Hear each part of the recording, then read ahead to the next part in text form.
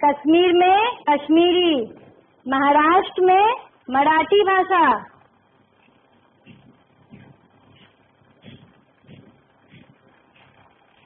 महाराष्ट्र में मराठी, बंगाल, बंगाल में बांग्ला, बांग्ला भाषा बोली जाती है बंगाल में।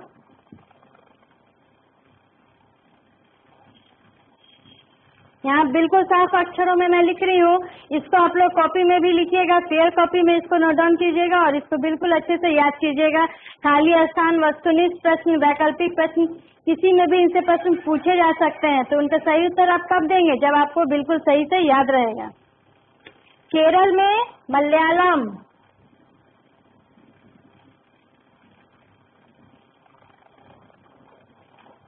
मणिपुर, मणिपुर में मणिपुरी भाषा,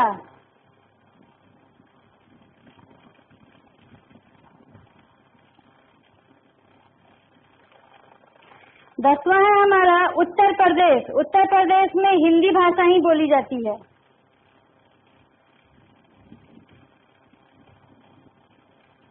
कर्नाटक में कन्नड़,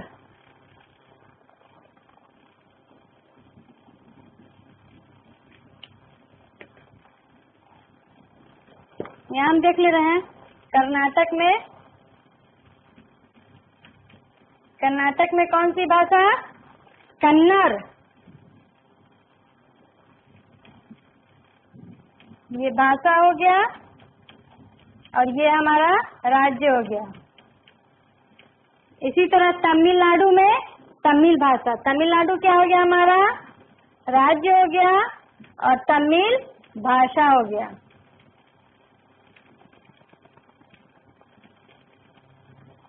ये 10, 11 और ये 12। इसको ध्यान से देख लीजिए आप लोग।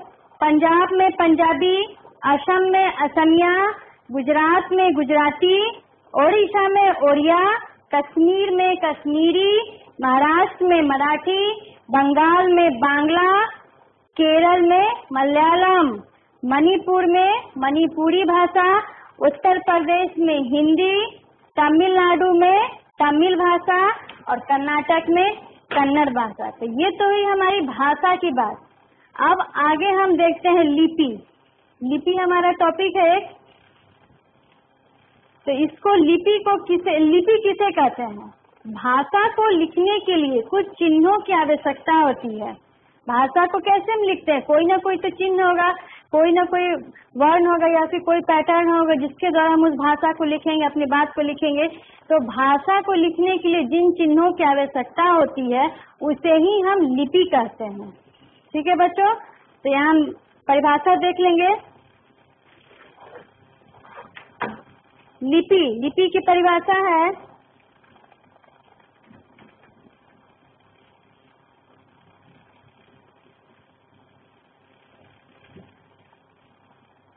भाषा को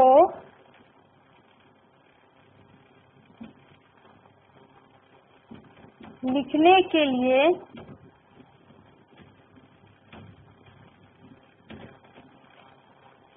कुछ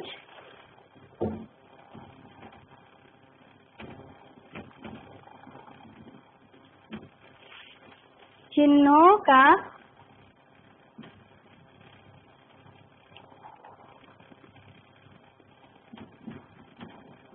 प्रयोग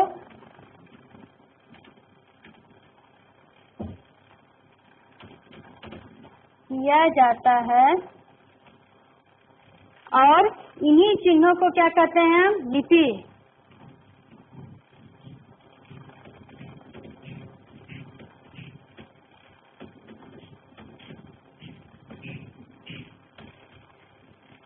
इन चिन्हों को क्या कहेंगे हम? लिपि।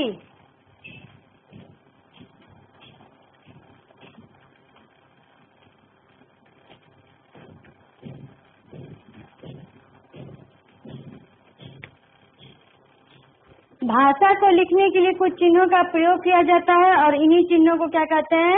लिपि। अब अलग अलग भाषाओं की अलग अलग लिपि होती है। बहुत तरह की भाषाएं होती हैं। हिंदी, बांग्ला, अंग्रेजी, उर्दू, पंजाबी। तो ये सभी भाषाओं की अलग अलग लिपि होती है, अलग अलग तरह से ये सभी भाषाएं लिखी जाती हैं। तो आइए हम देखते हैं किस भाषा की कौन सी लिपि है। हिंदी की लिपि है देवनागरी, ये तो आप लोग सबको पता होगा। हिंदी भाषा की कौन सी लिपि है?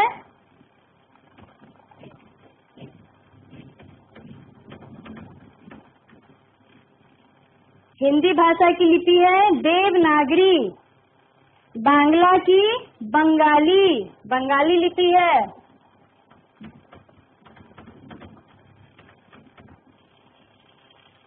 अंग्रेजी, अंग्रेजी की रोमन। ये सभी लिपियां हैं। उर्दू, उर्दू की फारसी, उर्दू फारसी लिपि में लिखी जाती है।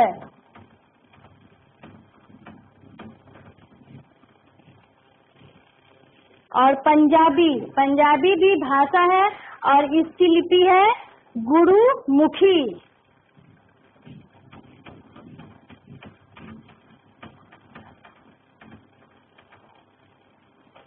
ठीक है बच्चों, आप लोग को समझ में आ गया होगा। भाषा को लिखने के लिए जिन चिन्हों का प्रयोग किया जाता है उसे हम लिपि कहते हैं। अलग अलग भाषा की अलग अलग लिपियां होती हैं। हिंदी की देवनागरी, बंगाल की बंगाली, अंग्रेजी की रोमन, उर्दू की फारसी और पंजाबी की गुरुमुखी। ठीक है बच्चों, यहाँ भाषा और लिपि आप लोगों को टॉपिक यहाँ क्लियर हुआ। अब एक छोटा सा टॉपिक है हमारा व्याकरण। व्याकरण किसे कहते हैं पता है आप लोगों को? यहाँ नेक्स्ट टॉपिक है हमारा व्याकरण। व्याकरण वह चीज है, व्याकरण वह शास्त्र है जिसके द्वारा हमें भाषा के शुद्ध रूप का पता चलता है। हम सीधे किसी भी तरह की बात को हम लोग नहीं बोलते हैं, उसे व्याकरण के अनुसार, व्याकरण शास्त्र के अनुसार जो सही होता है उसी तरह बोलते हैं। यहाँ छोटा सा हम लोग लिख लेंगे एक परिभाषा।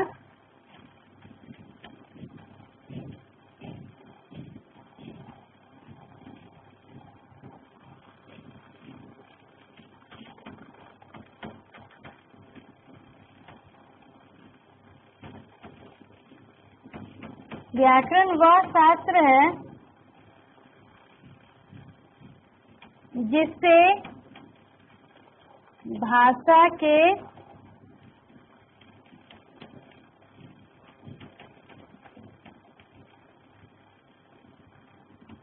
शुद्ध रूप का